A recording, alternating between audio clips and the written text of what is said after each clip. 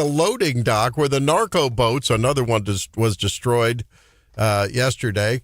The narco boats are loaded in Venezuela. Welcome into Wake Up Missouri as Donald Trump does a quick bang strike on a foreign adversary in one form or another. And then that's the end of it. That's all we hear about. Apparently, this happened a while back. Welcome in. I'm Randy Tobler. There's Stephanie Bell. And John Marsh is back. Drake Whitman there. And John back from the startup daycare center that he started in Minneapolis. How's it going, John? Everything going good with the daycare center up there? It's going real good, except we can't find any of the kids. I know. But I know you... But I know you've been looking for them. We looked everywhere, and there wasn't a kid inside. A bunch of Somalis hanging out watching TV and eating Cheetos, but that was about it. And that's a really nice new Rolex you've got there, John. Like that? Yeah. I've never seen one fully encrusted with diamonds. I love the Maserati sitting in the parking lot today. It's great. It's a new Christmas present. Thanks, John. Nice one. Had to get it in before the end of the year for tax purposes. Did you get an autograph from Nick Shirley and his friend David? I think David. We don't know the last name. Right. I wouldn't have given out my last name either. No. Well, I'm on the Ilhan Omar investment path right now, so it's all looking good. Oh, my goodness. I'm telling you, between Ilhan and her husband and Nancy Pelosi and her inside trading and Tim Walz enabling and abetting the Somali fraudsters, Who was the guy with the gold bars in his jacket? Yeah. That guy, too? That's right. Menendez. Yeah. Bob Menendez, yeah.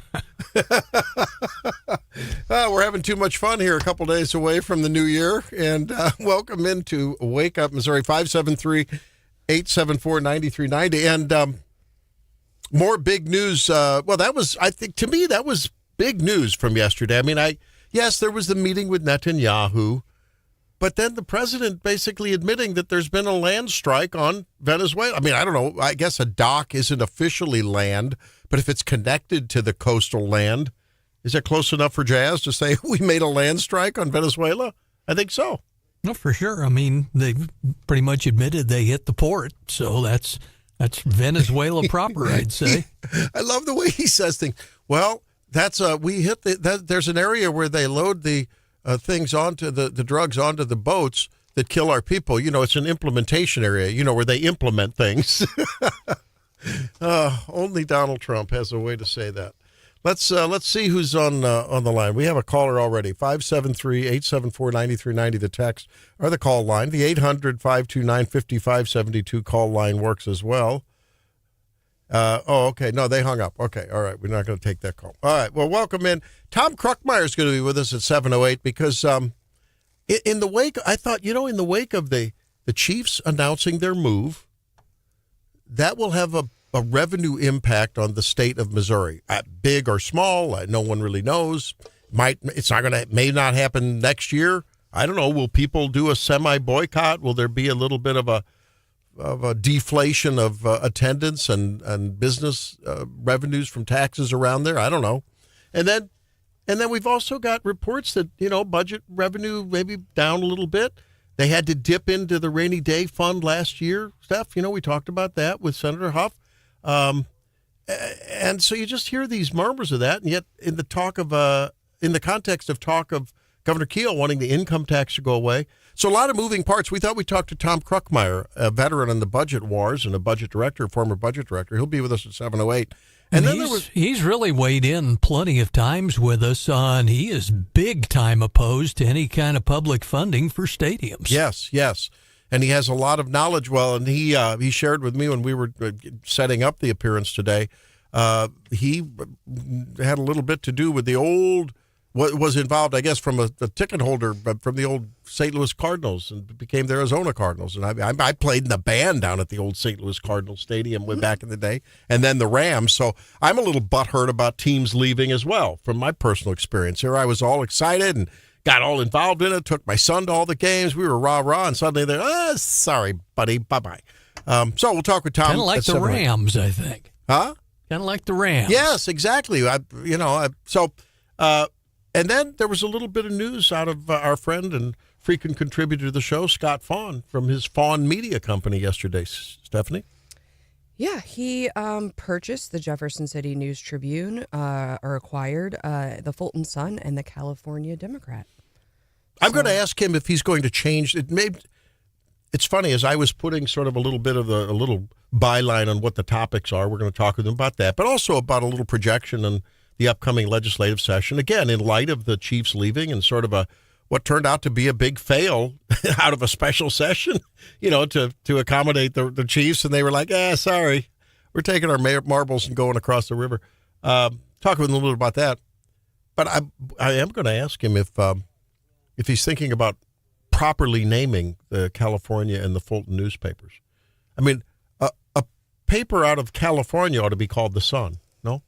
Oh, maybe. Yeah. That ought to be called the Sun, and the Fulton ought to be the Democrat. No, I mean, I got confused. I talked to Scott about being on the program and texting back and forth, and then as I was making out the show sheet, I just automatically went, California Sun, it's sunny. No, wrong. California Democrat and Fulton Sun.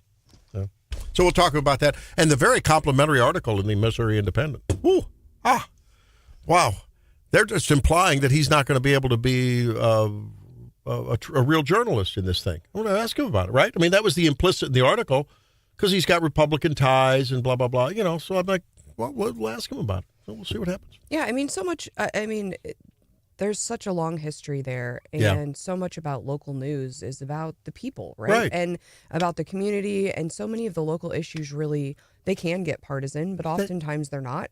They don't break down necessarily on party lines, and, having someone who's invested, John, they've had out-of-state owners now for quite some time, right? Yeah, out of Arkansas for a number of years. At least 10 or more years. Yeah. Yeah, so I think having someone who's invested in the community, who knows the community, who... an insider in Missouri politics, let's be honest about it. Yeah, I'm really excited. And, they've got some long-time staff that still work there. I got to visit John with Julie Smith, who has photographed a lot of mid-Missouri history and photographed me over the years. And we got to kind of, and I told her, like, that work is so important in the moments that she's captured in mid-Missouri history, and moments that she's captured for me professionally and personally. Has really meant a lot to me over the years. And I think any way we can support local, I think, is really important. And so I'm excited about this investment and the acquisition. Well, I am too. And I'm going to ask him how, because the statement I read in the Independent was that the Arkansas owner had said it hadn't been profitable since they'd owned it. So Scott and Fawn Media are really, really facing headwinds. That's the reality of local publishing. And I'm anxious to see if he'll talk to us about some of the changes he plans on making to make it profitable. He's going to be in studio, so he'll be in at 8:08. Okay, so that'll be a lot of fun. And oh boy, I got a clip I can't wait to play for you guys, Stephanie and Drake. Oh baby, have I got a clip for you guys? Goodness. I'm not going to tell you what it is. I got a clip to play for you. It's going to be like a 90-year-old person saying that he AI'd like a picture or something. No. Not going to be that. We do need to talk again. I know we talked a little bit about the word of the year according to various places, but I saw this compendium according to different dictionaries of the word of the year. I hadn't seen this one. I don't know. Do you? You're in a business that, leverages the language to the max, Stephanie, right? That's what you guys do. Collins Dictionary. You ever use a Collins English Dictionary? I don't know. It's something they use at Knobnoster. I don't have a Collins Dictionary, I don't think. Yeah. And I'm really into words. They talked about the word of the year being vibe coding. What the heck is that? Never heard of vibe coding, a slang term which it defines, the dictionary, as the use of artificial intelligence prompted by natural language to assist with the writing of computer code. Oh. But I don't think of that as the word. Maybe it is. Maybe it's in the background, like the word in tech halls and break rooms. I don't know. I consider myself technically proficient, but coding is not something I try to do. No. The Cambridge Dictionary says parasocial. What's that? Involving or relating to a connection that someone feels between themselves and a famous person they do not know. A character in a book, film, TV. Oh, comes up with this stuff. So you would be parasocial to Nicki Minaj. Maybe. I don't feel like I have a relationship with her. No, I'm involving not or relating delusional. to a connection that someone feels between themselves and a famous person. Well, you've mentioned that she shouted you out, but she was actually someone else, Stephanie Bell. Yeah. And her No? people So you're were parasocial nice. with Nikki? Yeah. The Macquarie, I've never heard of these dictionaries. The Macquarie Dictionary? Oh, this heard is of that Australian English. AI slop.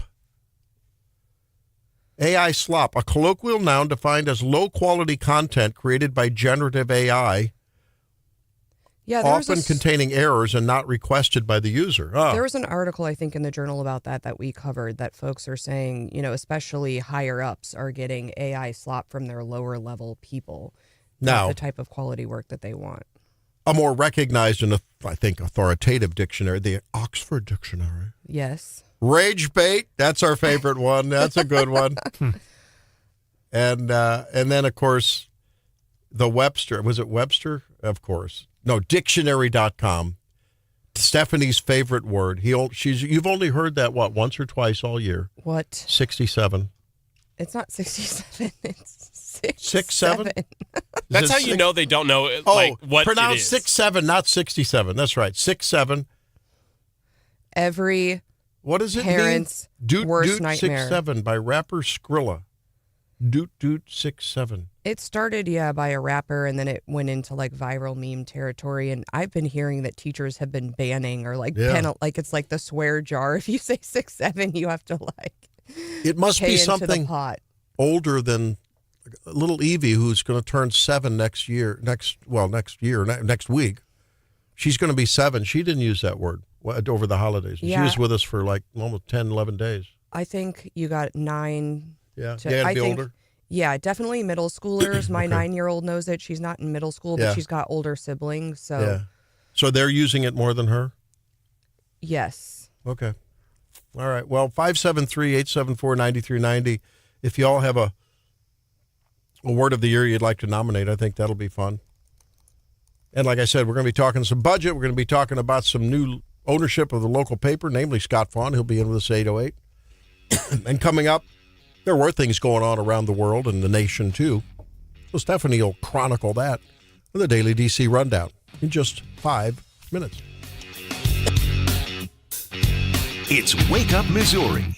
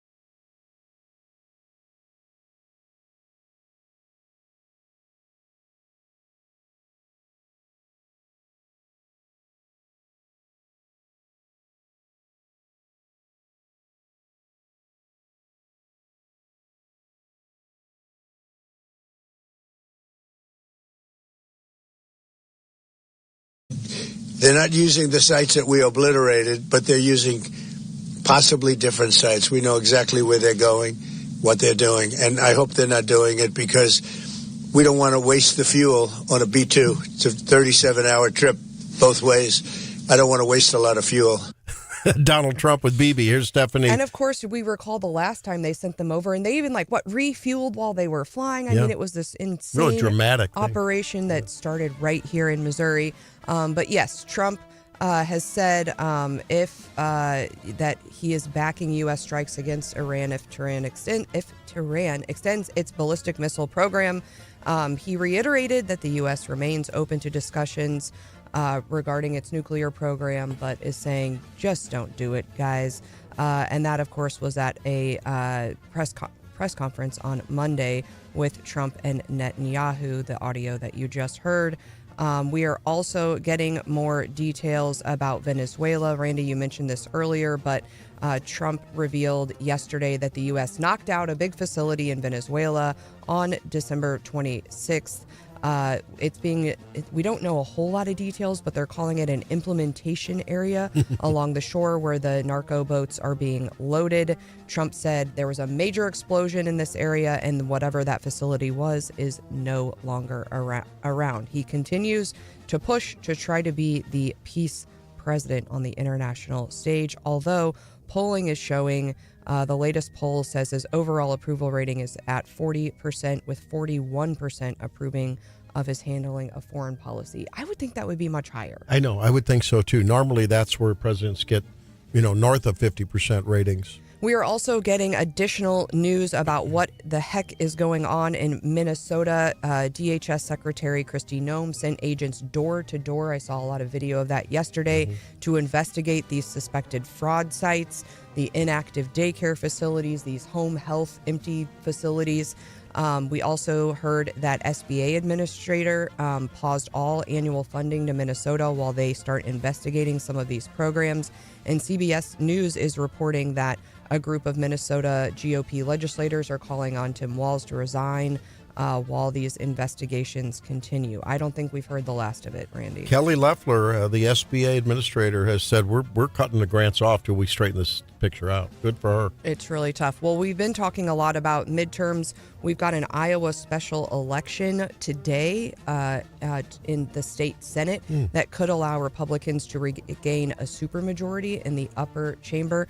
Don't get your hopes up because Kamala won this district by 17 points last fall. But of course, we'll be watching that today. That's for a district that's in the West Des Moines area. Yeah. We are also hearing more about the alleged Charlie Kirk assassin. A judge ruled that a redacted transcript of a hearing with Tyler Robinson can be released with redactions, including security measure discussions. But we might be learning more. And there were only a couple hundred words redacted, I think. Yeah. I think a lot of people still have a lot of questions. Well, you won't have any questions about restoring team spirit to college football. And I'll prove it.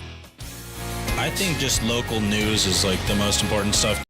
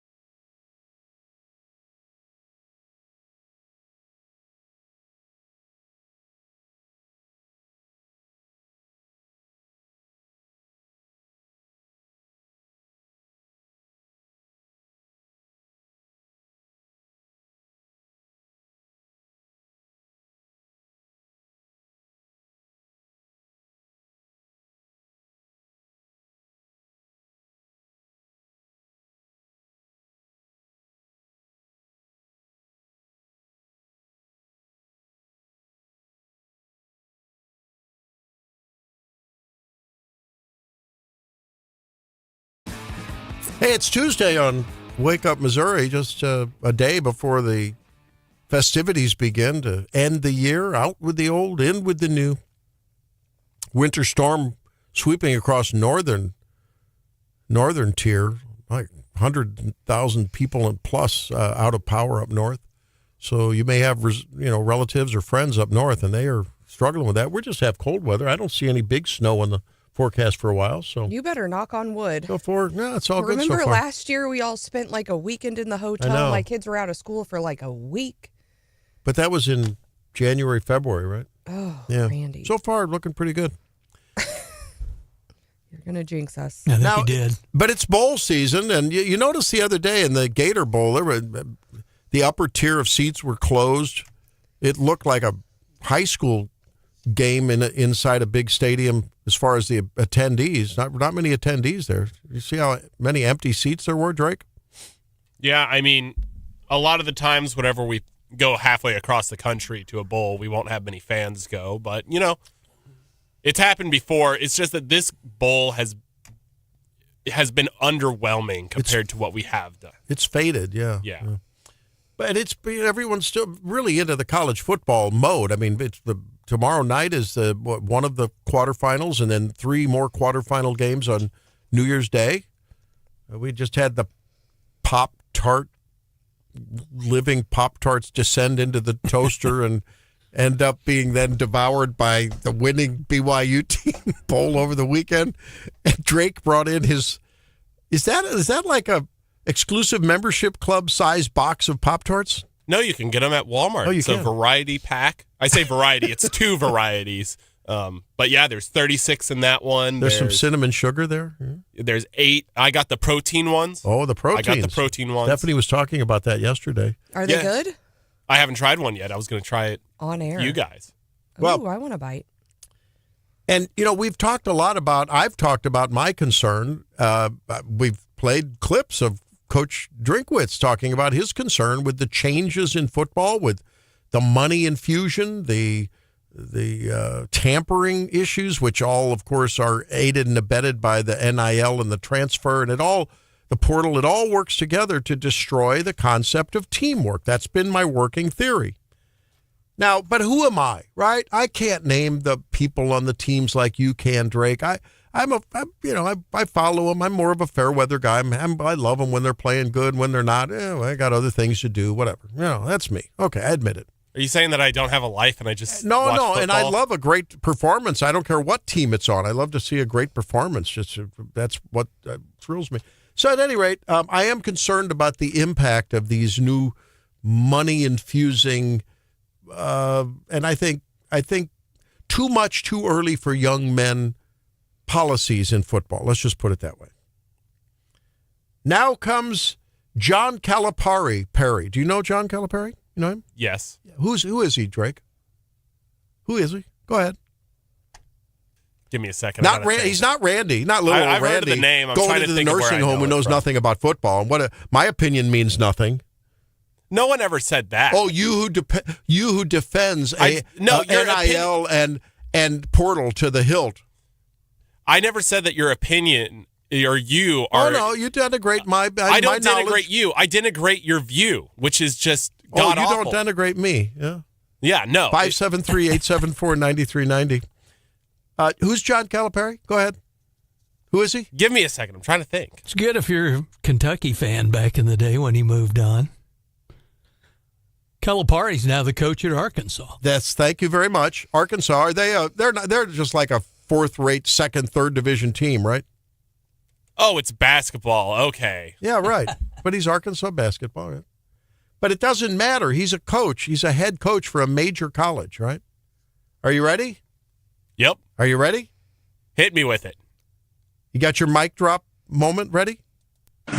So my thing is, and I've been pushing this, you can transfer once without penalty. Because you picked the wrong school, the coach lied to you, there was another player that came that you didn't know about one time. And after that, you got to sit. Because what do you think they're transferring for? Somebody help me here. Why are they say it? That's it. It isn't because they're mad at this or that. I can extort you, and if you don't give it to me, I'm going over here. If we cure that, I've been saying it for 5 years, no one listens to me. My dog, I call him, he runs the other way. My wife doesn't listen to me, no one listens. If we cure the transfer rule, 70% of our problems go away. That was posted on Clay Travis's X, by the way. So more than little old Randy has a problem with this, because he just said it. It allows players to extort one, as much as they can from one school, or they're going to threaten to take their marbles and go to another school. So he's saying, you transfer once, we'll give you a mulligan. But after that, you want to transfer again? You're going to sit out a year. Now, earlier in this clip, he said he was concerned. He said, look, this is going to become a mental health issue for these guys. He says, when they're used to making these big NIL bucks and they go to 4 different schools over 4 different years trying to leapfrog for money, and they're used to the big money, and then they don't have a degree because they haven't really graduated from it. They don't have a real relationship with a community and a school, so it's less likely they're going to get some kind of a nice job in that place, that the last place that they happen to, the last, clover flower that they landed on, like little bumblebees popping from flower to flower. And then they get their first job, as he says, for $55,000. He said there's only one thing worse than being poor. That's being rich and then being poor. And he says it's going to be a crisis for these people. So I rest my case. Yeah, but your case, Arkansas team. A lot of these kids that go and play basketball, it's not like they're just doing it for fun if they're getting that much money in NIL. But they go and pursue a career in either coaching or in playing in the NBA or a G League. And I think you brought up the worst sport about this, because the basketball world, there are so many different leagues. You can go across to China to go play. You can go to Europe. It's not, if you want to play basketball, going from college, you can do it. And it's not like the NFL where you just, I didn't get drafted by any of the teams. I guess I'm going to go pout and become a coach. You can defend the indefensible, but look, football coaches are saying it. Basketball coaches are saying no. There's a fundamental problem with the whole notion of you can just willy-nilly. Look, where is the concept of loyalty? Is there anything anymore, any value, any virtue in loyalty? What's the loyalty of a coach going out and recruiting a 5-star wide receiver, even though you've been working your butt off for 4 years to earn that starting spot, and then you get, bumped down in the seating because, he recruits a star out of high school. Maybe you should work harder and make sure you get good grades.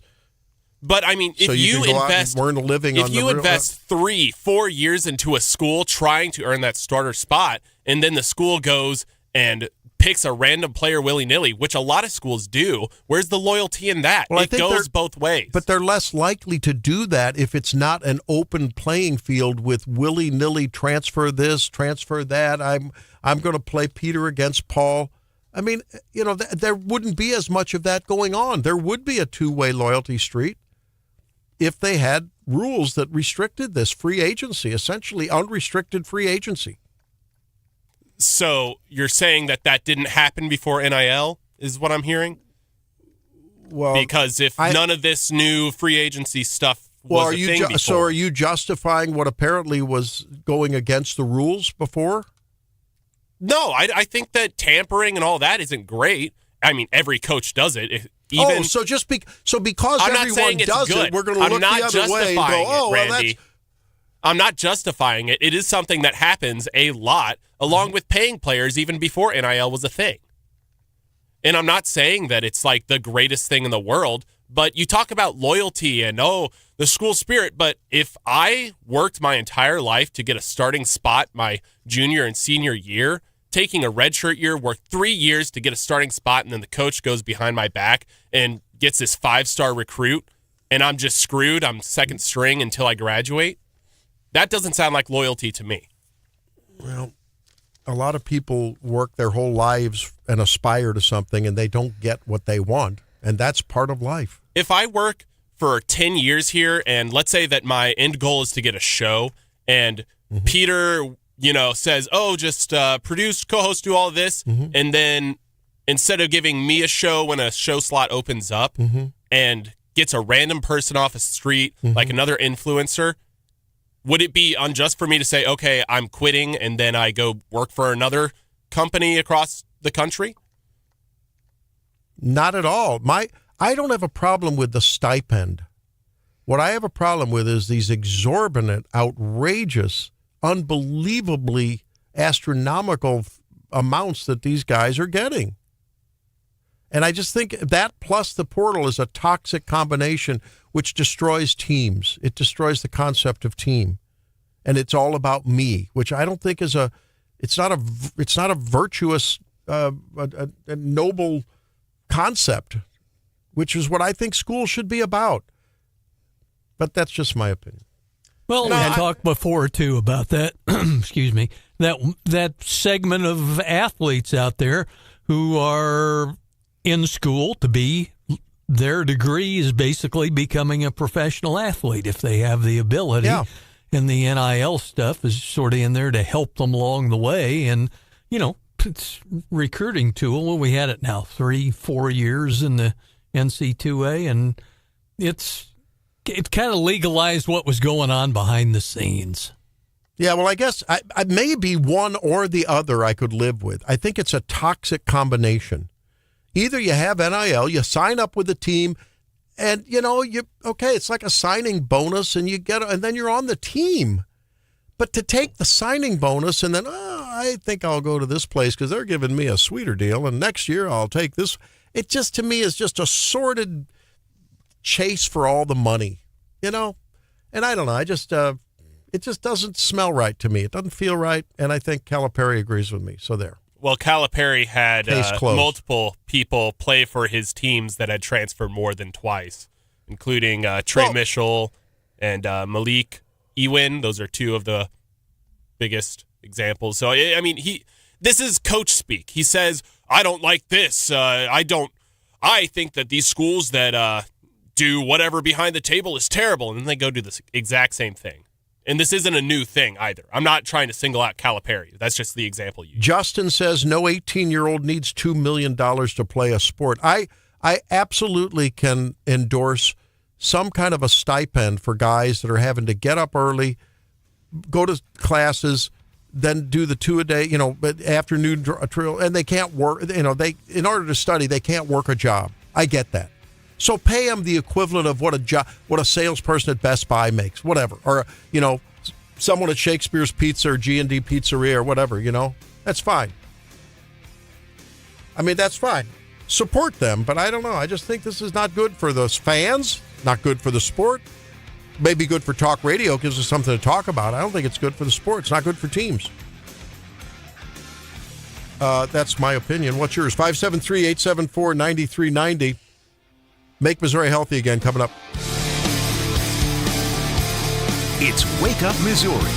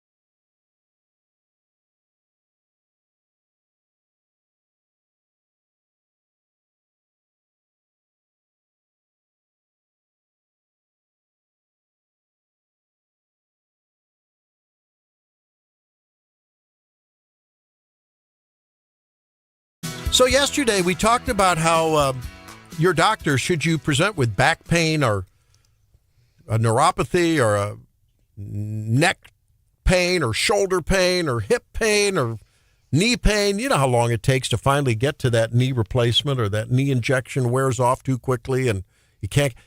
Pain's a big deal. Chronic pain is a huge deal in this country. And we talked about how these studies are coming out reminding us that you don't just start a pain medicine like gabapentin or Cymbalta or tramadol, now that opioids are pretty much off limits. You don't start those without a discussion about, they can have side effects. They can interact with other drugs. And I think more and more the news media is essentially, along with the academics and many others, tying your doctor's hands when you present with pain. It's one of the biggest problems we see in the office. Frustrating, because you just want to help people so desperately when they're hurting. We talked about it, Stephanie. They can't sleep, which results in more pain and misery and hypertension and other things because sleep's bad and it can affect your work life, your personal life. Yeah, I think for people with chronic pain, it can be really debilitating. Off air, I was telling you about some of my worst things as an adult, and I'm fortunate that I am fairly healthy, but a couple times I've had some pretty severe temporary pain, but for a couple days or a week, and I had trouble working and sleeping, and I was miserable. Right, and I have to be careful about what I say here. So what I'll say is what the Wall Street Journal reports. Headline: a surprising treatment for chronic lower back pain. Cannabis. I think a lot of doctors, and this is in the Wall Street Journal report, now there are studies going on. One is being done in Europe. Vertanical, a German pharmaceutical company, is using a proprietary cannabis extract containing a majority THC, that's the active, psychoactive, and analgesic ingredient, along with CBD, which is analgesic but not psychoactive, and CBG. These are other cannabinoids in the cannabis plant. And they're doing studies to see this, and this is really turning out to be quite successful. And it turns out that starting at low doses, ramping up to a modest dose, and stopping there, some of the high effect goes away, and this is what's being reported. And so consumers, my patients are experimenting with it, and frankly, I can't do much but give my blessing to it, because doctor, you can't use tramadol. Doctor, don't use gabapentin. Doctor, don't do this. Doctor, don't do that. And I think all of us in the medical community are saying, hey, we're looking for viable alternatives. Now, currently, there's this bizarre thing where the White House, thank God, they're reclassifying it down to a level 3 rather than a level 1. But suffice it to say that there are studies now going on, and part of Donald Trump's recent executive order was to help free up the research community's ability to research this without the restrictions that would go along with a class 1 DEA classified controlled substance. There are already a couple of THC. One is a synthetic form called dronabinol. It's approved for AIDS-related anorexia and chemotherapy. There's other agent that's for pediatric seizures. I think that cannabis and its more defined and refined treatment for chronic pain may have come of age for a number of reasons. Agree or disagree with Trump's? Yeah. I like it. No, I like it. Okay. And if patients I think you're coming around, Randy. I'm a data-driven guy.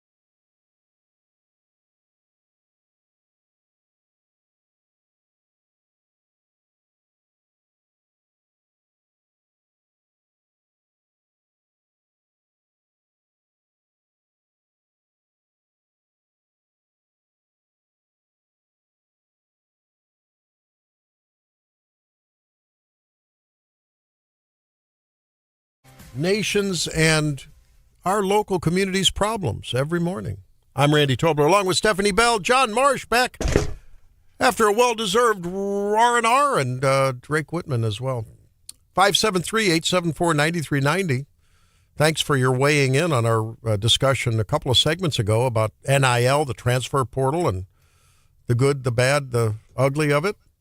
We'll continue to talk that up because it's always about the money. Follow the money. Well, that's where the state legislators and the governor are going to have to be figuring out when they come to budget planning, which is going to be just a short while away. Session starts here just about a week from now. So we thought we'd talk with Tom Kruckmeyer, former state budget director, and Tom joins us in studio. And Tom, thanks for being with us. It's timely that you're in this morning because I'm reading this out of the Columbia Missourian. Missouri may lose its excess revenue, state auditor says. State Auditor Fitzpatrick, said that Missouri's government spent and collected money at a rate almost double that of the rest of the economy from 2020 to 2025. But they still spent almost $1 billion more in 2024 and almost $500 million more in general revenue than collected in 2025. And warning that if they don't make cuts, the general revenue fund will be depleted in fiscal year 2028. So that's the context of our discussion. Are you worried about the budget battle upcoming this year and what it might mean for cuts in essential programs? Having a little technical difficulties, but Tom, let me pass the question along to you. Are you concerned about the budget battle this year and what could potentially be shaping up? Well, the answer is a definite yes. As many may have heard, the week or so ago, the state issued the revised revenue estimate for the current and the upcoming year, and it was significantly reduced to the tune of over $400 million. And the state, I think, has enough money in reserves to get through this year okay, but the main cause for that was a bill that was passed, signed into law last summer that eliminates the state income tax on capital gains. And as it turns out, the budget estimates for that proven to be incorrect, apparently, and it's way more costly than was thought. So that's not only going to affect, of course, the current year, but years going forward, and will be a pretty big problem, I would think, at least for a few years. Is there a lag in that, in the hope and the projection when that there's a cut in the taxation on investment and the gains on investment, that you'll bring more investment in, and that while the nominal per dollar tax rate goes down, there's more dollars to tax, so the overall revenue goes up? I mean, is it just a matter of a lag effect, and in the next year or two or three or four, investors will realize this is a good place to invest and to make capital gains, and therefore there'll be net more revenue to the state? Not likely to happen, or likely to happen? Not likely. I don't think the what come to be known as the trickle down effect is really applicable here. The amount of investment that's going to take place in the state will be, I think, largely independent of that, and much of this benefit accrues to very wealthy individuals. Now, what they choose to do with it is what they choose to do with it. But it's important to remember that every dime or dollar, whatever the state does not collect, that's less money the state government can spend on, teacher pay, state worker, and all the stuff the state government spends money on. Mm-hmm. So there's really no net benefit to the economy. You're obviously redistributing some of the money, but it's not a net gain for the state that's going to cause some boom in economic activity. And the overall reason for that is the state has to run a balanced operating budget, so it's a kind of on a dollar for dollar basis. So I don't find those arguments particularly compelling, and I think we're going to see pretty major budget difficulties because this is a pretty large tax cut. Well, and I mean, how much of this issue that we've heard just here recently from the state auditor has to do with all the federal funds that came in during COVID? So we've kind of been flush with cash over the last many years, and that money was kind of one-time money and is going away. Is that part of the issue here? Well, very much so, yes. The state not too long ago had a major fund balance, which is a little unusual as a longtime veteran of budget battles and so forth. It was highly unusual, but that money has been either spent or allocated for various projects, including the I-70 expansion, and state retirement system got a nice boost, and various other things. The budget surplus was very useful, did a lot of good, but it has largely come to an end, and leaving in the state where things are going to be a lot more, a lot tighter. And we should also point out that there's some other problems going on this front. The state's already cutting taxes. The idea of eliminating the state income tax, well, that hasn't been done, but the state income tax has been declining for the last 4 years. Ever since FY22, it's gone down each year, and the reason for that largely is because the top income tax rate has been reduced from 6% to what it currently is, 4.7%. People are now, who are small businesses, I guess for the most part, can now deduct 20% of what's called pass-through income. And this is bringing, having some effect on revenues. And another thing that didn't get a whole lot of play is the state completely eliminated any income tax on Social Security benefits. Now, the fact of the matter is that most average or middle income people were already exempt, but this is a nice tax break for higher income folks, so it's fairly expensive in terms of the state budget. So the state's been on a tax cutting program, you might say, over the last 5 or 6 years, and eventually, and as a result, we're not having any growth in state income tax now, and general revenue collections, of which state income tax is about 65%, is also declining. And now with the latest news that the estimate on the capital gains was not nearly large enough, it's times are not looking very good at the moment. Tom, while we've got you in here, something we've weighed in with you on from the get-go is the whole Kansas City sports scene. And now that the Chiefs announcing they're moving across state lines and the Royals are up in the air, what's next? You've never been a fan of public funding for stadiums. Yes, sir. You are correct. Oh, great one.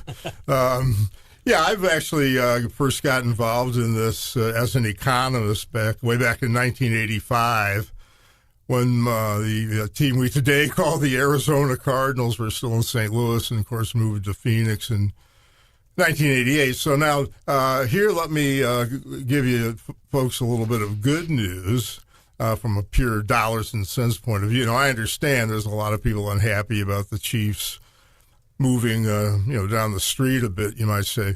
But economically, it's, I hate to overstate it, it's not a big deal.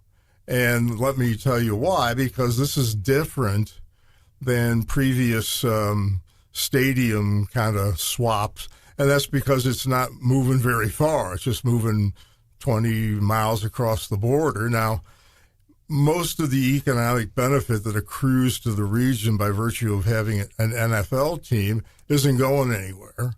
There'll be some relatively minor loss of revenue to the state from consumables that are sold on game days, that kind of thing. But there's only 10 games a year, folks. I mean, it's not that big of a deal. And now, as a matter of principle, I'm not real thrilled about very wealthy people having their businesses subsidized. And of course, the NFL teams are also highly profitable, and that's fine. But this is not something the taxpayers need to help these folks out with. But what's going to happen, looks like to me, is there'll be very little aggregate economic impact of the region. The same people are going to be, going to the games. People who live in Missouri will be working on building the stadium and all that sort of thing. So I don't think this is a major big deal economically. So I think, and in fact, it could turn out to be a pretty good thing for Missouri if the tax-paying public in Kansas is willing to fork over the better part of $2 billion over 30 years, whatever it is. And Missouri doesn't have to. Missouri's going to get almost all the same benefits it already gets without paying the tax to subsidize the stadium. So I think it'll be interesting to see how this all plays out, but that's sort of my initial take on it.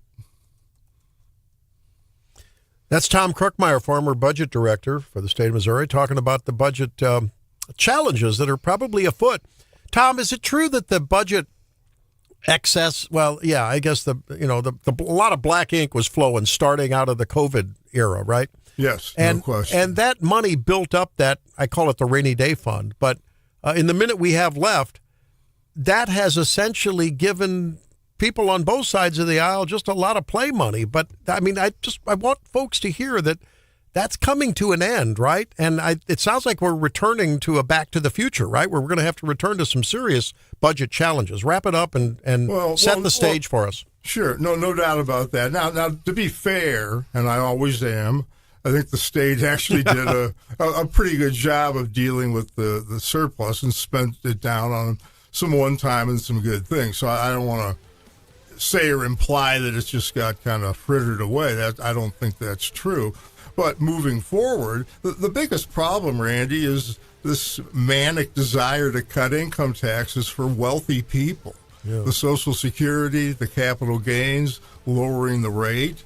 And this session, I don't think they'll do a complete elimination of the income tax, but it will be probably reduced. And the reason revenues are struggling or have begun to struggle can be traced pretty directly to the loss in income tax, which is because of actions taken by the legislators and the governor. All right. Well, Tom, thanks for being in studio with us. Thanks for your contributions to the program all year long. Look forward to touching base with you as the battle goes on over the budget next year. Happy New Year. Thanks for having me on. All right. Tom Krukmeyer. When we come back, some wise words from an African immigrant about the Somali situation. Stay tuned. It's Wake Up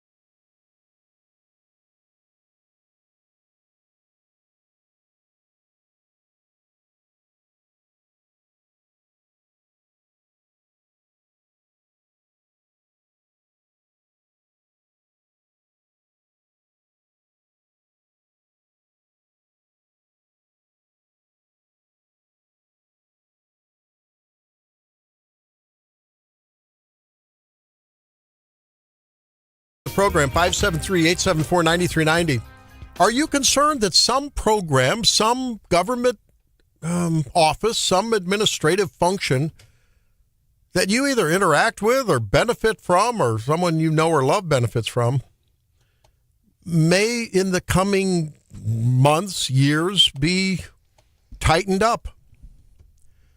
Maybe not as much responsiveness from an office because of staffing changes, maybe programs, funding cut. I mean, I can't help but think that that's on the horizon, John. I don't know. What do you think? It's an argument to be made, isn't it? Darren says, your guest, Tom, sounds like a typical liberal wanting to tax the rich to pay for everything. Tom did mention taxing the rich as one of the problems here. Not enough tax for the rich. I have no idea if he is an R or a D. Every dollar should be taxed at the same rate. Don't spend so much. Well, philosophically, I agree with that. I think I'm a flat tax guy. I'm a fair tax guy ultimately, but short of that, a flat tax guy. That way everyone has skin in the game and an equal amount. Everyone does the one-sheeter. What did you earn? If you're going to do an income tax, give me 10% of it or whatever. That's it. Plain and simple. Sorry for all you accountants out there. You'd have to find something else to do. Love you dearly. I really do. But you could be involved in making some business, figure out their finances and their spreadsheets and their revenues and their, I mean, a lot of work for accountants, other than the largesse that comes from government taxation. Dave says, I'm not an economist, but wonder why we don't have all this money when they have new revenue sources from the gas tax as well as the sale of marijuana. That's true. What about all those marijuana bucks? They're dedicated into. They don't go to GR, general revenue. Well, but that's money that otherwise would be spent on those programs. It's not coming out of, right? Out of the general revenue. Depending. Unless they've done new programs. That's the problem. Yeah, I mean, some of the money goes to fund the program itself, right? And then I think some of it's dedicated to veterans. I don't recall I think a lot of it's dedicated to veterans. And, there's been issues in the past. I think John will recall, when some, money, they dedicate it and then all of the previous money that was in that account, they push over to GR. So it's not really new revenue, but I think they've tried to restrict that here more recently. So you can't just do that anymore. Wasn't that one of the arguments against what was claimed as sort of a shell game with the boats in the moat, so-called education dollars from gambling? All they did was just take those dollars and subtract that from what they were spending out of the GL on education. At least that's what was alleged. I think that was one of the allegations. Well, I didn't get to it, but I'll get to it. There's this guy I've been following. You know this guy, Kazan D. Asiedu? This guy had some really wisdom. Once in a while, you find some wisdom. Just plain wisdom on X. And I will play it for you when we come. What are you laughing about, Drake? Got wisdom for you. Drake, once in a while, you need a dose of wisdom. I will bring that to you about the Somali issue and the analysis of it and why it's not racism. Has America been fair to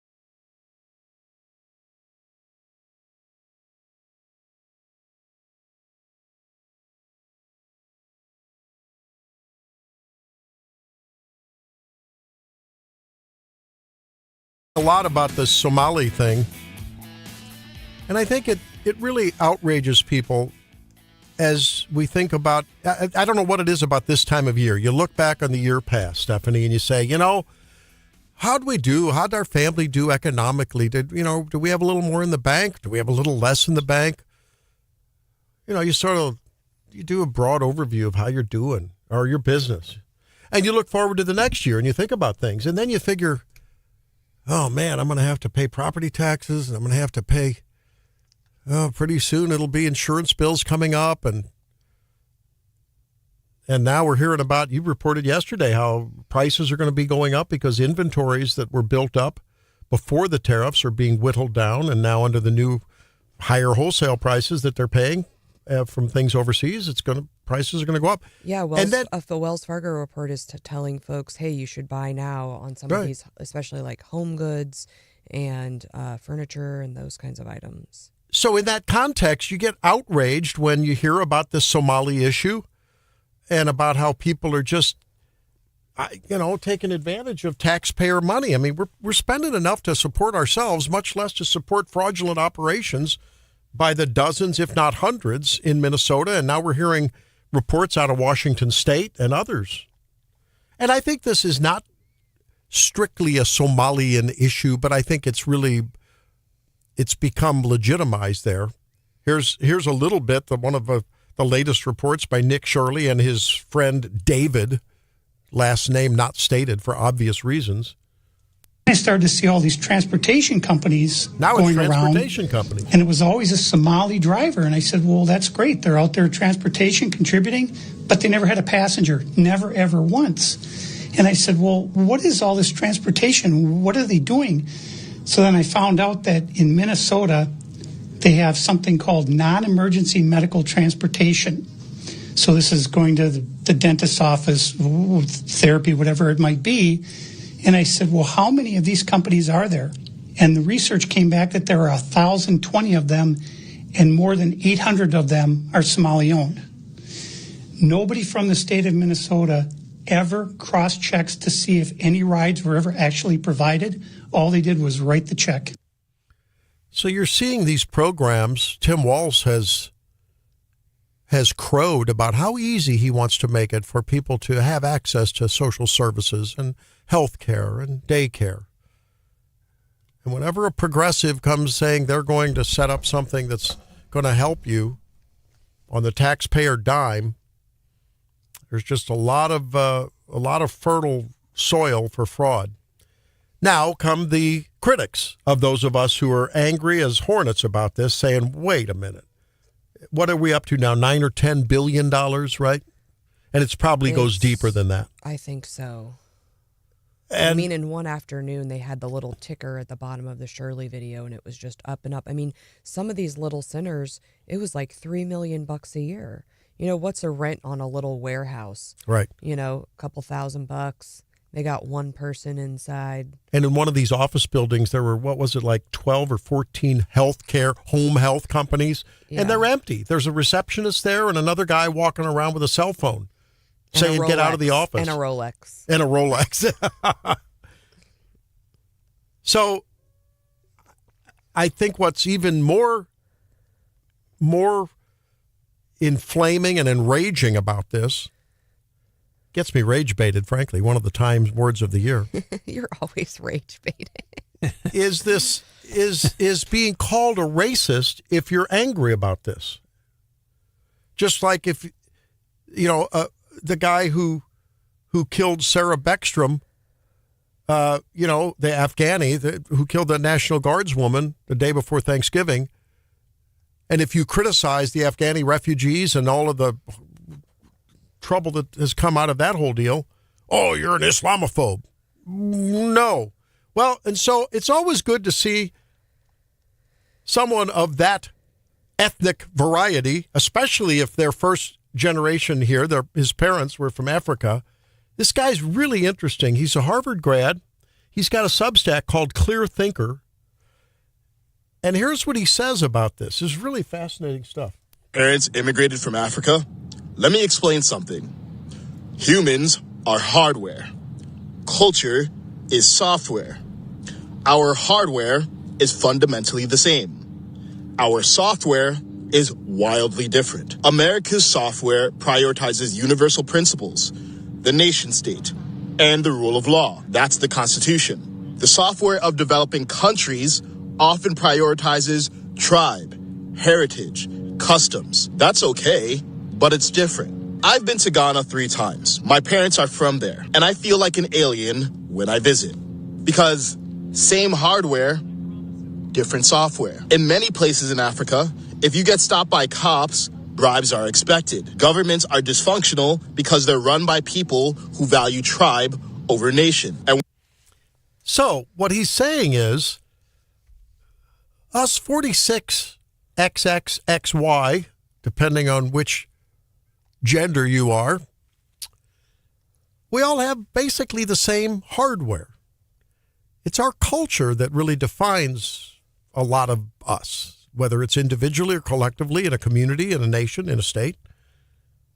And he's saying, my hardware is the same as my Ghanaian distant relatives, but I go there and I feel alien because I have American software. And I think it's fair to say that something has happened to turn our melting pot into a toxic stew of things that are not melting. We had fondue over the holidays. You've talked about this before, like cheese fondue, chocolate cheese fondue. Now, what happened if you had cheese fondue and you're trying to dip your bread in it, but instead of a nice, luscious, smooth, silky cheese Gruyere wine mix, and it just coated that cheese, you had chunks of cheese that you were trying to balance. I got to get this chunk of cheese on that bread. It's not. That cheese wasn't assimilating into the fondue. It wasn't a melting pot. And I think that's what's going on in modern day immigration. People have understood that you can come to America without the expectation of assimilating, without the expectation of integrating, without the expectation of, dare I say, becoming American. But yet you can benefit from all of this. When I visit, I think, man, am I grateful to my parents. They didn't come here to take, they came to integrate. They didn't raise me to be African American. They raised me to be American. That's not the mindset of every immigrant. And then you see this former Somalian prime minister on the stage with Ilhan Omar, and in the subtext or in the translation, the interests of Ilhan Omar are not Ilhan's. It's not the interest of Minnesota, nor is it the interest of the American people. The interest of Ilhan is that of the Somalian people. I will say it. Ilhan, go home. But leave your $30 million here. If you're about Somalia and Somalians first, and about America and Americans second, or third, or fourth, please, I beg you, I'll contribute to a special GoFundMe. Get the heck out of this country, out of my country, out of our country. I'm rage baited. I admit it. Makes me angry. What about all the people who vote for her? Well, them too. And I go back to my premise that I keep circling back to. Were it not for progressive, socialist, redistributive welfare programs, we wouldn't be having this discussion. We'd be talking about who's going to win the college football championship, and we'll talk about that tomorrow and Friday after the quarterfinals are over. But isn't it sad that we saw the federal government going door to door yesterday, and some of the state people like, yeah, we knew this was going on all along, but it took, how old's Nick Shirley? Have we decided he's like 25? Yeah, he's a young guy. Took him going to social media, and what's the other guy's name? David. Yeah, Dave. Yeah. To out all of this. And I mean, it's obvious people knew and people know that this has been going on for a long time, and millions and billions of dollars out the door. And it took a 25-year-old kid to get the federal government to put the boots on the ground to say, wait a minute. Now, there are people who are saying, oh, you're calling out the Somalians. You're calling out the Somali. But there are a lot of good Somalians, and it's just a small fraction of them that are setting up. You know what? It's sort of like the civilians in Gaza. If you're living with the roaches and you don't put out the sticky roach trap and call in the exterminator and get rid of the roaches in your house, you're part of the problem. Which is the reason I think we try to be fair here. If Donald Trump says something stupid, we need to call it out because he's part of our, he's part of our brand, right? A conservative brand. However you want to formulate that. And shame on these Somalians who know better. Shame on Tim Walz and the administrators there who reportedly were retaliating against the whistleblowers instead of rewarding them and following up on it. It's embarrassing for this country to have this kind of graft and corruption and fraud go on. It's just embarrassing for our country. And I just hope that 2026 brings us a little higher expectation of virtuous behavior. We all know what that is. The founding fathers said it, which is why, Drake, I love you, Drake. But just because something's gone on behind the scenes doesn't make it right. And we should always say, hey, how can we craft a system where we don't just wink and say, well, it's always gone on, right? Let's find a way to celebrate and try to promote virtue. And it's more than embarrassing. It's like demoralizing. I mean, what are most people paying in federal taxes? 25% or something? So imagine you work an 8-hour day. So when you show up to work from 8 to 10, those 2 hours are government hours. They're taking that money from you. And some of it is being pocketed by foreigners and going to terrorist organizations. I mean, that, I think we can all agree that there are people in legitimate need that we have all collectively agreed that we are going to come together and make sure we can build roads and we can fight crime and we can help those truly in need. But to have to feel like you're not getting food on the table or to feel like you didn't get weren't able to give your kids the Christmas you wanted to, and then to have to wake up at 8 a.m. and work for 2 hours for it to go to stuff like that, it's demoralizing. You're right. It is. And you know what? You think about the goodness of the people that listen to this program, this station, our sister stations that gave generously at the food bank. Incredible work. Right. And we'll come up at the Radiothon coming up here in just a short while to help the kids. What if we kept more of our own money? Because we know how to spend it and give it charitably much better than a politician does. Let's be honest about it, right? Anyone want to disagree with that? How much more could be given and held accountable to the recipients, especially the distributors of that money, if we kept it close to our vest? We'll be talking with Scott Fawn, the new publisher and owner of the California Democrat, the Fulton Sun, and the Jefferson City Tribune. In just a minute. Stay tuned. It's Wake Up Missouri.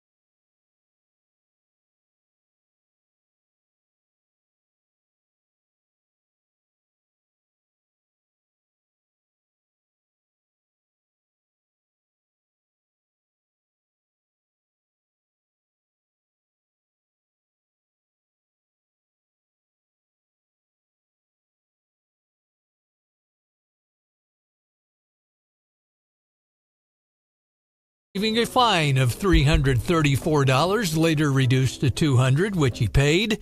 But a county counselor for Lincolnshire County said enforcement officers are taking it too far. If it looks like a genuine accident, then give people the opportunity to apologize and pick it up, referring to the leaf. It was all unnecessary and out of proportion, Marsh said. So, leave me alone. Any relation?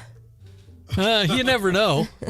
No, I don't think so. I don't think I'd have paid a $200 fine for spitting a leaf out of my mouth. Do we know, is that like on the broken window theory for Chief Schluty? Is spitting something they're cracking down on? I think there's nothing like more disgusting or offensive. Like if you spit on someone, I would rather be punched in the face than get spat on. I think it's disgusting. Is it against the rules here? I don't know. I saw something absolutely like, dry heave worthy. Oh, I was at I'll say it. I was coming home from my farm, stopped by the Casey's on the south side of Macon, and filling up my soda, diet soda, and I saw a guy who had just filled up his soda, put the lid on the cup, and where you throw the wrapper on the straw in, spits in that thing. Ugh. And something about that visual, it was like, man, I just wanted to I'm not thirsty anymore. I don't know what it was about that. I mean, so gas disturbing. stations aren't exactly like known for their... What's that? Gas stations aren't exactly known for like their cleanliness. But okay, spit on the ground outside when you're filling up. Okay, whatever. But I mean...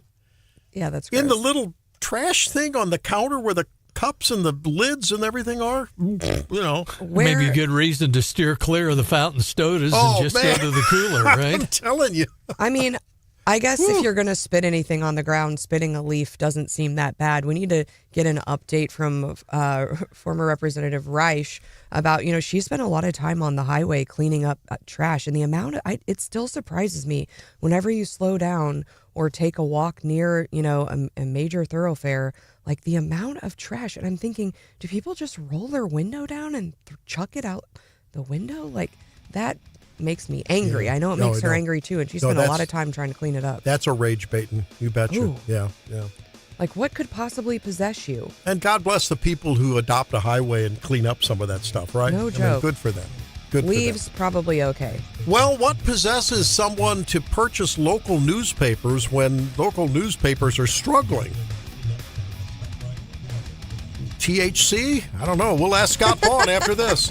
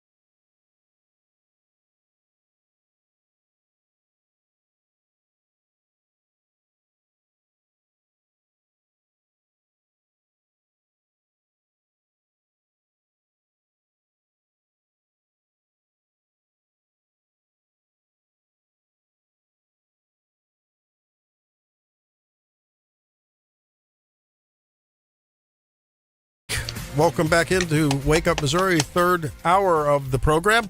As we hurtle toward the end of 2025 and towards a new year, I'm Randy. There's Stephanie. John back from a respite, and Drake as well, producing. And joining us now is Scott Fawn. You hear him here on the program from time to time. Publisher of the Missouri Times and host of This Week in Missouri Politics. And now trying to make a go of it with the California Democrat. Got to ask him why that's not the California Sun. That would seem to go to the Fulton Sun and the Jefferson City Tribune. Welcome in, Scott. And what possesses you in a world of small town newspapers struggling to take on small town newspapers? I love newspapers. Yeah. That's the true answer. I love them. I'm a fan of them. I'm a consumer of them. I'm every facet of them because I love them. And I actually think it's a good business. I think some of these, I don't know that the corporate model has done newspapers very well. Mm-hmm. I think it has done other media pretty well. I'm not sure that the big corporation in the East or West Coast owning your local newspaper has always been the best. And I think that the local newspapers are a very important thing. I also think the newspaper that covers the seat of Missouri State government in Jefferson City is a big deal. So we are, to me, it's really a charge to cover state government, which affects all Missourians. And it's important that folks have a reliable source of news that they can trust in their local communities. I think it makes everything about their local government and their community better. So we do have to ask the question, though. I mean, it was reported in that paper with which you have a major bromance after their story on you, the Missouri Independent. Oh, the Missouri Independent's made me so much money. I'll be honest with you, their hit piece on me yesterday. Oh, my gosh. I was so heartened. Because, when you're doing something like this, you're taking a big risk, right? Yeah. You worry, are you making the right decision? Yeah. And there's a tried and true way. Yep. And I don't, me, I don't lie to you and say, I have no biases. I openly admit what I think, and I speak plainly. As a Missourian, as a Missouri businessman, if the socialists weren't triggered by what I'm doing, I would worry I was doing something wrong. Okay. Right? Well, I mean, if they came out and extolled all the virtues of me, which it would be a short story, but I would wonder, oh, my God, what did I do wrong here? Yeah, but if the socialists are that triggered, and when you read that story, just the vitriol. I mean, they are. Oh, you talk about a pack of Karens. It was brutal. That story could have been written by somebody at one of those Trump marches with their little hats and their little skunk stripe. I think his skunk stripe's in his beard, not his hair. But look, I am honored, and I will tell you this: there's the liberal left wing, your Post-Dispatches, whatever, has hated me from day one, and look where I am now. Yeah. So if their hit pieces were going to hurt me, let me just tell you, it probably would have. We're talking with Scott Fawn, who yesterday announced that Fawn Media has purchased the Fulton, California, and Jefferson City newspapers. He joins us on Wake Up Missouri. Scott, talk to us about the whole physical side of the paper. Are you going to stay with the print edition on these, the News Tribune being a daily and the Fulton and California papers being weeklies? In this day and age, so many of the big papers have gone strictly digital. What's your plan? Well, they have a pretty good subscriber base for that print edition in all three communities. My plan, first and foremost, is continuity. We've got a lot of great employees. Want to make sure that their jobs are as close to normal as possible during this transition. And that's kind of what I'm focused on. The second thing I'm focused on is sales. To me, the publisher is the head of the sales department. And we're going to be in a lot of businesses' door, asking them to consider giving us a chance if they haven't for a while. So no, we're going to keep printing. Now we may adjust that schedule some. I to be honest with you, John, I've got to look a little bit deeper into the numbers and kind of get a better business plan. But we're definitely going to continue to print, and we're going to print those papers right here in Central Missouri. How do you answer the economic question? I mean, the owner, Arkansas owner, said that the paper's never been profitable. I guess the group of papers, I don't know how it's all accounted for, since they've owned it. How do you change that? Well, I got to be honest with you. I did joke with Walter afterwards. That is not exactly the message I got when they were selling it. But no, I think that, look, there are some things that can be done corporately. There's some things that could be done in a smaller corporation. Some things probably a bigger corporation's best. I fundamentally believe, by and large, newspapers are done better with local owners.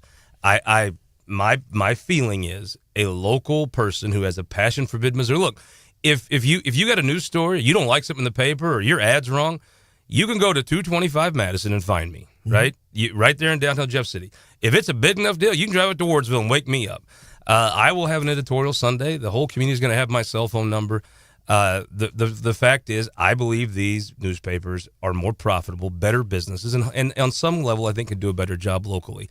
And I could be under an overpass rattling a can 2 years from now, but that's what I believe today. Well, I resonate with that because I think we work for a company that is again sort of a unique thing in radio land, right? Which is the Zimmer folks. Absolutely. And, from ownership to management, I mean, there's a dedication to the local community, both in terms of the charitable activities and just supporting reporting on the areas and supporting live and local radio, right? So, I mean, that's a commitment that is a challenge, and it's courageous, right? When you're committed, when the whole industry is going the other way.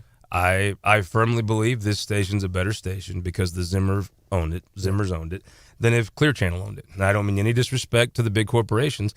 I think they care more. I think they hustle more. Oh, I know they do. And I think that's reflected in the product. I think the listeners can feel that. I think your advertisers can feel that. And I think the people that work here can feel that. And we're going to inject some life. I can tell you it won't be boring. I can promise you that, Randy. I hope. Why is that not a surprise? I hope the Independent keeps a good watch. We're going to give them plenty of things to whine about and cry about.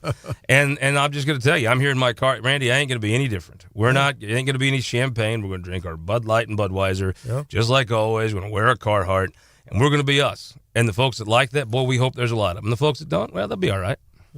Yeah, I got to share a little bit with you last night just about like having been a lifelong resident of Jefferson City, like having the News Tribune. It's just there's so much history and tradition there, and they've documented so many important memories for me professionally and personally. And I think having someone that is a part of your community helps you do that and tells the story of our communities, right? Of our local communities. How important is that, like history and tradition of those institutions for you? Well, one of the greatest legacy names in Central Missouri is Weldon. Miss Betty Weldon was a pioneer. She had a choice in the 60s. They had made you sell. She started KRCG. You had to sell one or the other. And she chose to sell the TV station and keep the newspaper. She is a visionary and an icon, and she has left a legacy in this community that we'll probably never live up to, but there's a great wake to try to sail behind. How do you answer critics that are going to and have already started to say, hey, we know Scott's colors. He has a red T-shirt and it's got an elephant on it most of the time. And so, well, at least that's the opinion. No, here's the thing. Would you rather have somebody that just says, yep, I'm a hillbilly. But what about I grew up in a journalistic trailer bias? on the state line. I'm candid about my political views. Yeah. Or would you rather have somebody like Anderson Cooper that tells you, oh, no, I have no political views. Now let me every night for an hour tell you how bad Donald Trump and the Republicans are. Would you rather somebody look you in the face and lie to you? Yeah. I guess I'd rather just say, hey, this is where I come from. So if you see a bias, this might be it, and help me get rid of it. I guess I think newspapers shoot themselves. If they had an 11th toe, they'd find it and shoot it off too. They start off deceptive by telling you they don't have bias. Yes, most newspapers have a bias. It is a journalist's job to try to get rid of that as much as you can. You read that independent story.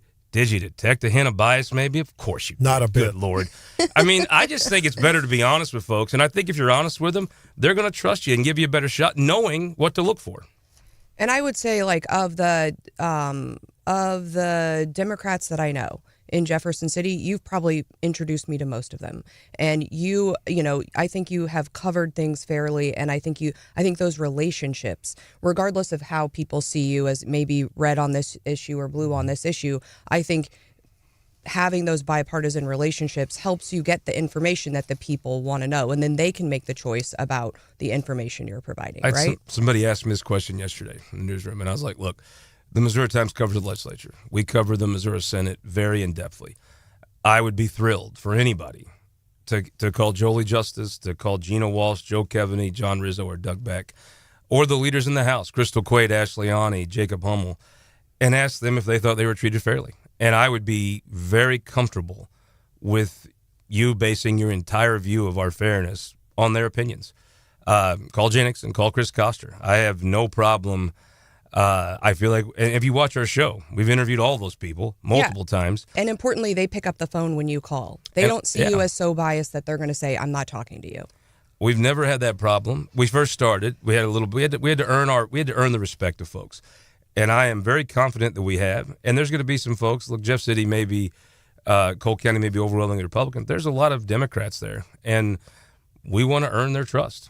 I'd rather just be honest with people. I think it's hard when you open a paper and it starts off saying we have no bias, and then you want to tell me other things that are, if you start off with an obvious lie, it's harder to believe you when you're telling the truth. We're just going to be candid with people. We're just going to speak plainly, like Midwesterners do, and just be upfront with folks. And to me, there's a great group of folks in that newsroom working. I hope they do as good a job today as they did yesterday, and tomorrow and the next day. And then we're going to, one relationship at a time, we're going to win folks over. We're going to candidly ask you to be candid. Are you going to buy season tickets when the Chiefs move to Kansas City, Kansas? Okay, I know it's I'm torn because I'm a Chiefs fan, but I'm not like a died hard gotta be like Aaron Shrimp is a Chiefs fan. I'm kind of sad because I like Arrowhead, but I don't have season tickets now, and I'm unlikely to buy them now. If the Cardinals move to Illinois, oh my God, yeah. I know how people feel because I'd feel that way too. All right, we don't have a whole lot of time left. We got about 2 minutes, Randy? Yeah. Let's talk about. We're I think yesterday I might have said 2 weeks, and the year is flying by, but we're like a week away from session. A week tomorrow, yeah. It's going to be interesting. Revenue is going to be what's talked about. The governor's going to take you on a path to zero. I think he gets it done. But everybody's going to be talking about the budget. That in Jeff City, the air's a little staler. The pizza over there's pizza's a little stale. Yeah. When the state doesn't have money, Jeff City is not the happiest place on earth. And I think that's what it's going to be this year. Won't be a lot of reveling tomorrow night in anticipation? Maybe sorrowful reveling, right? Maybe drinking to forget, not drinking to celebrate. Hey, well, good luck as you move forward with the new papers, and we'll keep an eye on you. Thank you very much. I appreciate it. Thanks, Scott. Appreciate it. Scott Vaughn, publisher, owner of the California Democrat, the Fulton Sun, and the JC Tribune. Hey, can you take away that paywall for me, by the way, on the Tribune? I might know a guy. I'm already a subscriber. Oh, you are. I'm a cheapskate. Back with the market report after this. It's Wake Up Missouri.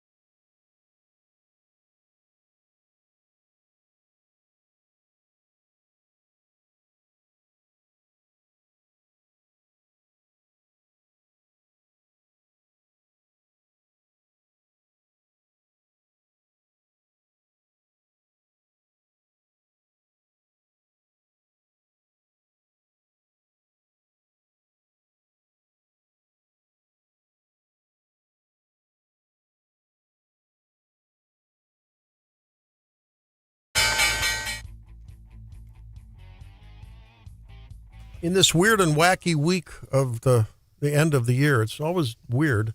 How are the markets looking? Are they going to be bubbling and churning or not? I know we were close to record-breaking numbers, I think, last week, but we were down yesterday with the Dow down 0.51%, the NASDAQ down 0.50%, the S&P down 0.35%. As we look at who was leading those losses, it was materials, consumer discretionary, and financials. We had pretty big gains in energy yesterday. And I saw this article in the Wall Street Journal, and it was blowing my mind. Here's the headline. So it's year end. A lot of us are looking at our balance sheets. We're looking at how we did for the year. And a question I always have, because, you got a lot of like business bros on the internet and everything, and everyone's like, my business does $5 million in revenue. Well, what I really want to know is what's your margin, right? Like, what's your profit on that revenue number? Is that, gross revenue? Or like if your business is doing $5 million in revenue and your expenses are, right. a lot, you don't have a very successful business, right? So when I saw this article, it kind of piqued my interest. Why a $500 steak dinner only yields a $25 profit? I saw that. Yeah. And I think a lot of our like fine dining options, we've seen kind of a shift since COVID. People have been moving toward fast casual, which I know Randy does. I enjoy sitting down for a nice meal. Sure. And this I thought, I'm going to go pay $500 and that business, I'm going to spend a few hours with them. I'm going to enjoy myself, and they're making $25 off of that. That's crazy.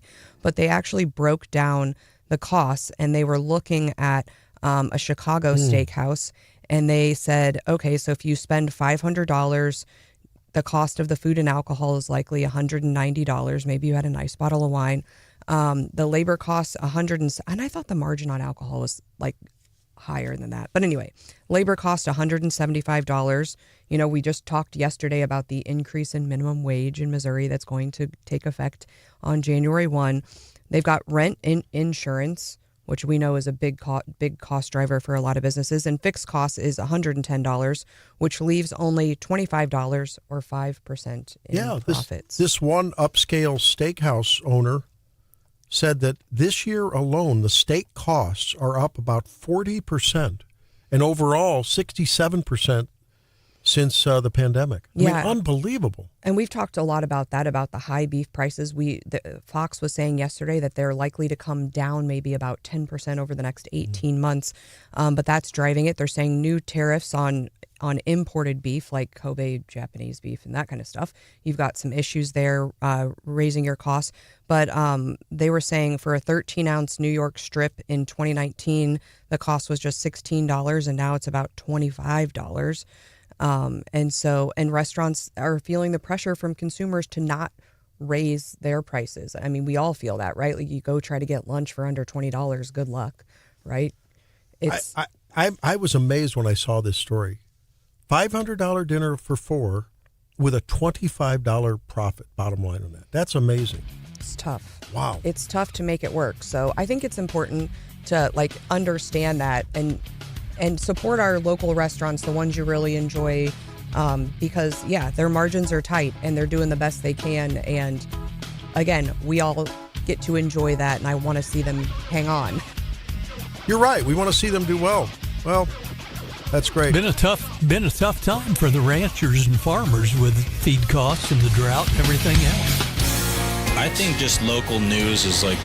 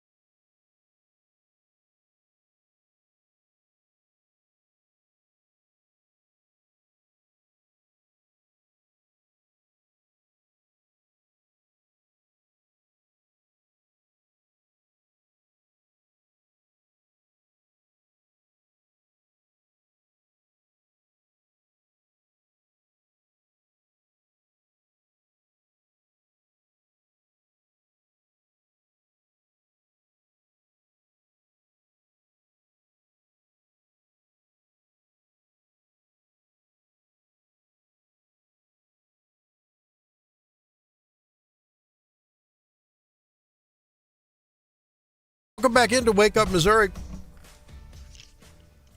I am going to ask you to start thinking about reporting to us tomorrow what you're going to be doing for New Year's Eve. I'm still struck by that story that I read over the weekend that polls are saying that fewer and fewer people are going to go out reveling.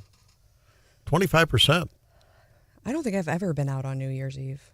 Yeah? Mm-mm. Drake, you going to be out prowling the streets of whatever unfortunate community might be prowling? Yeah, watch out, Columbia. No, we spend a lot of time with family around New Year's Eve. Yeah. I don't know. We love to get out, but I'm telling you, we're still recovering from having the whole gang in our small little abode for a while, So it's tough. So that's my favorite. Huh? Is all the grandparents being like, "Woo, kids in the house for 5 days. We need a vacation," and I'm like, try it every day.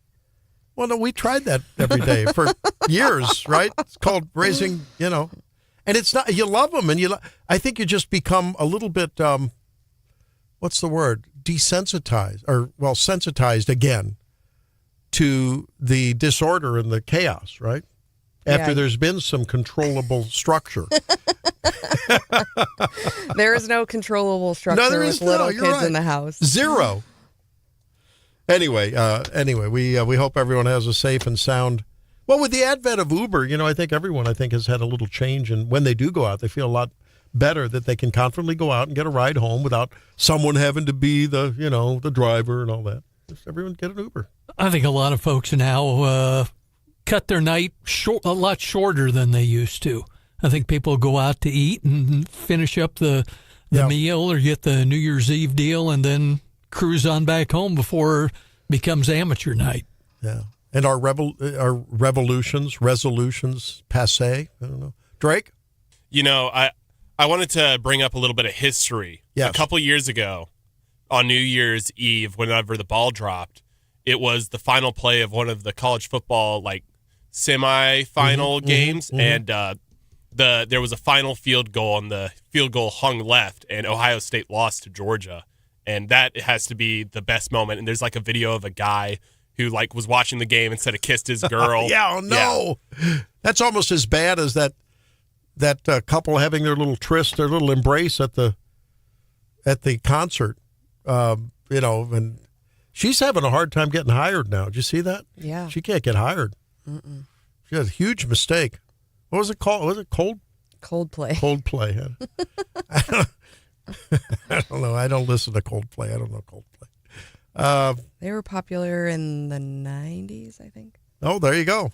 See? It's a little after your time. I should probably listen to them more. So there is something I think tomorrow we're going to be asking you for your thoughts about the coming year. What will be the big stories, the big themes, the issues that you want us to keep an eye on? Because that's, we do plan it to try to make sure that you stay informed and, maybe a little bit entertained now and then. But we'd like to highlight some of the big stories that you think may be abreast to this coming year. One of the things that I think will be increasingly important, and we're seeing this in the polls, there is an increasing division and polarization in this country about people who want to have what one of my favorite people, Dr. Gad Saad, G-A-D-S-A-A-D,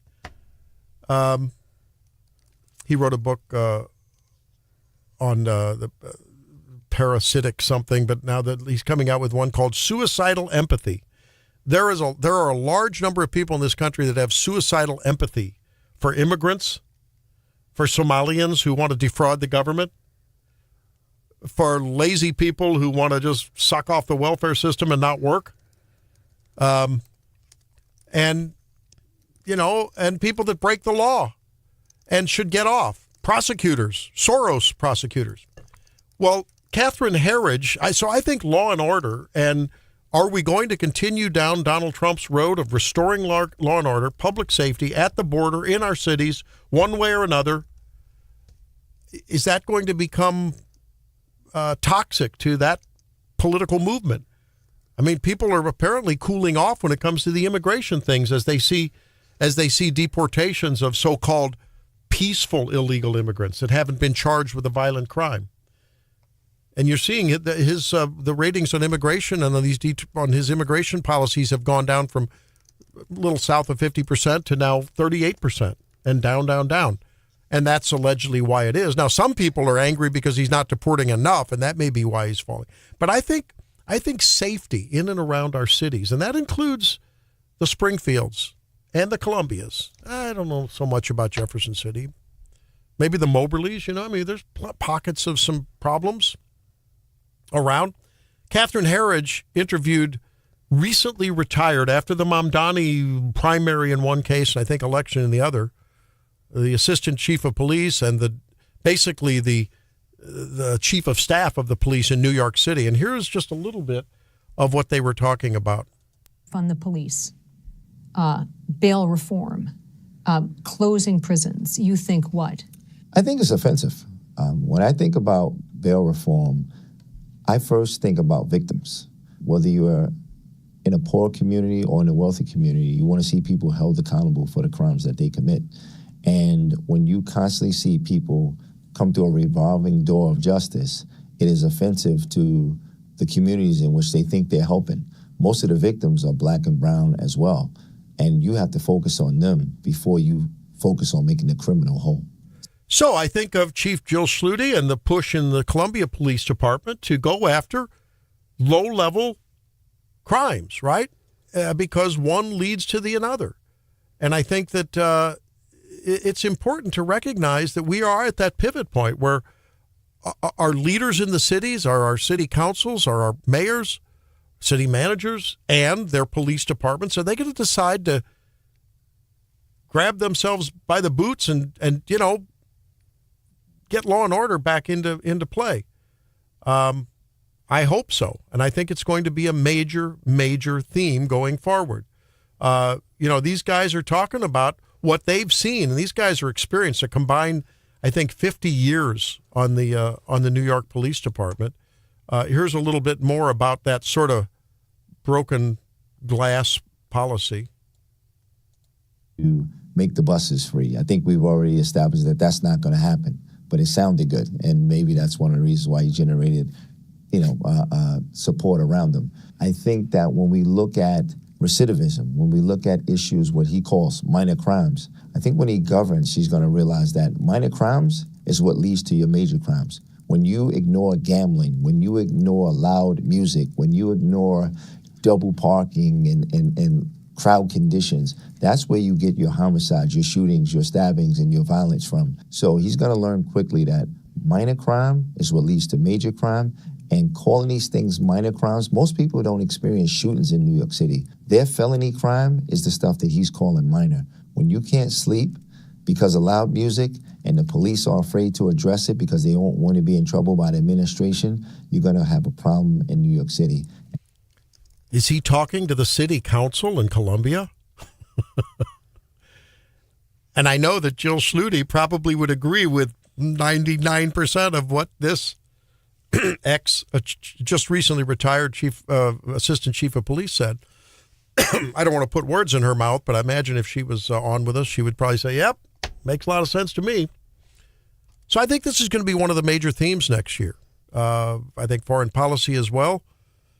The economy, are the tariffs going to come home to roost? Everyone's been thinking maybe they will, but they haven't. GDP up. John, what do you think will be one of the major themes in the statewide? You think it's economy, budget? I think the whole elimination of the income tax is looming large, because what we heard from Tom Kruckmeyer is, is it doable? The governor says it's doable and plans to unveil his State of the State speech next week on the call to eliminate Missouri's income tax. And I think that's going to be, see how deep they get into that, if they can eliminate the whole thing or another chunk of it, or where that's going to land. How does that square with people who don't want to see property taxes? Well, they want to see property taxes eliminated. Does that mean then a big push for sales tax increase to pay for the necessary functions of government? And will there be a redefinition of what's a necessary function of government? Yeah, I mean, I think there's a lot of questions. There are questions around the details of the proposal, where you make those dollars up. Do you cut spending? Do you make it up through a sales tax? Those are a lot of the details. And then how we get there. Certainly, there are some things that can be done legislatively.